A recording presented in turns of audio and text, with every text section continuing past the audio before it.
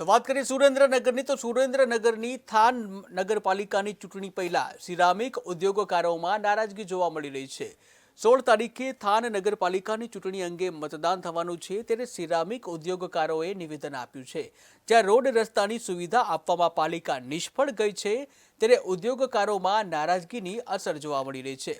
ત્યારે હાલ સ્થાનિક સ્વરાજ્યની ચૂંટણી ચાલી રહી છે, ઉમેદવારો પૂરજોશમાં પ્રચાર કરી રહ્યા છે ત્યારે જે સ્થાનિક લોકો છે તેઓમાં ઠેક ઠેકાણે નારાજગી પણ જોવા મળી રહી છે। ત્યારે થાન નગરપાલિકાની વાત કરીએ તો સિરામિક ઉદ્યોગકારો છે તેઓમાં નારાજગી જોવા મળી રહી છે।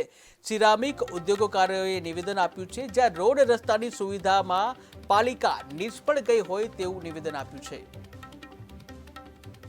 પાલિકાની ચૂંટણી યોજવા જઈ રહી છે ત્યારે એક ઉદ્યોગપતિ તરીકે અપેક્ષા રાખું છું કે અમારે બાયપાસ રોડની ખાસ જરૂર છે, કારણ કે ટ્રાફિક ધીમે ધીમે દિવસે ને દિવસે ભયંકર ટ્રાફિક થતું જાય છે અને બાયપાસ રોડ મળે તો ટ્રાફિકને ઘણી બધી રાહત ઉદ્યોગકારોને મળે એવું છે।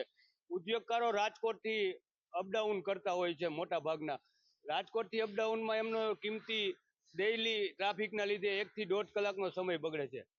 સાથે સાથે વાંકાનેર અને મોરબી સિરામિક ઉદ્યોગ કનેક્ટેડ છે, તો એ સિરામિક ઉદ્યોગમાં એકબીજાને માલની લેતી દેતી મોરબીથી ટાઇલ્સ ભરીને અહીંયા સેનેટરી વેર ભરવા આવે આવી અસંખ્ય અત્યારે હાલત એવી છે કે ટ્રાન્સપોર્ટરો થાનગઢમાં મોરબીથી ટાઇલ્સ ભરીને સેનેટરી વેર ભરવા આવવાની ચોખ્ખી ના પાડે છે, કારણ કે રસ્તા ખરાબ છે, માલ ફૂટી જાય છે, વર્ષે કરોડો રૂપિયાનો માલનું ફૂટીને નુકસાન જાય છે। નગરપાલિકાની ચૂંટણી